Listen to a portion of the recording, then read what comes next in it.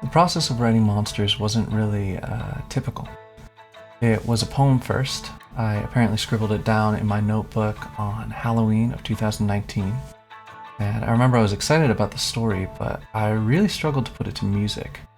And this was one of the weirder things about writing Monsters. It almost sounded like this. And then like this. And I couldn't figure it out. I think there are two reasons for that. First, there's no obvious structure to the poem as I had it. I couldn't tell if it was supposed to be verse-chorus form or through composed or what. But the other is that normally when I write a song, I get some notion of the melody and the lyrics all at once.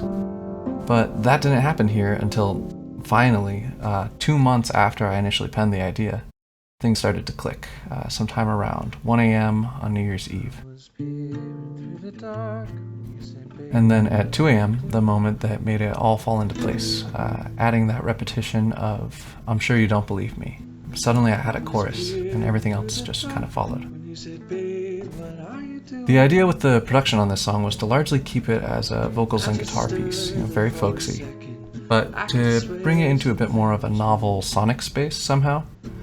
So the main guitar sound is my acoustic, but with a sponge under the strings giving it that sort of muted sound.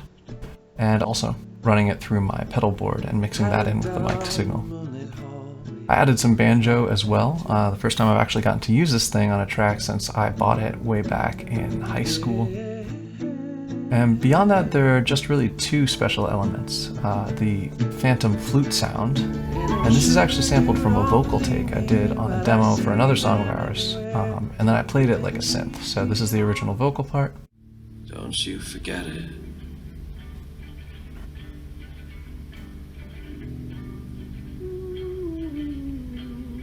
And then this is the sound in context. And of course, the most special part is the choir. So these are three of my all-time favorite vocalists, my sister Emily, and my two very good friends, Laura and Olivia. And they're all amazing songwriters as well, actually, so I'll put a link to that in the description. But this was really inspired by Anais Mitchell, and the treatment they gave Orpheus's voice in her folk opera, Hadestown.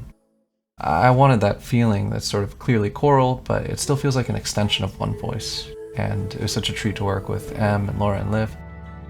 They're all over the songs on this upcoming album, actually. So, anyways, put it all together, and this is what you get. When babe, come back to bed, I heard your voice from down the hall.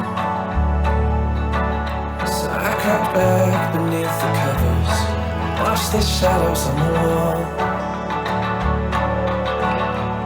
I'm lying there beside you, I could see them in the room. Well, just wait a little while, baby, you'll start to see them too.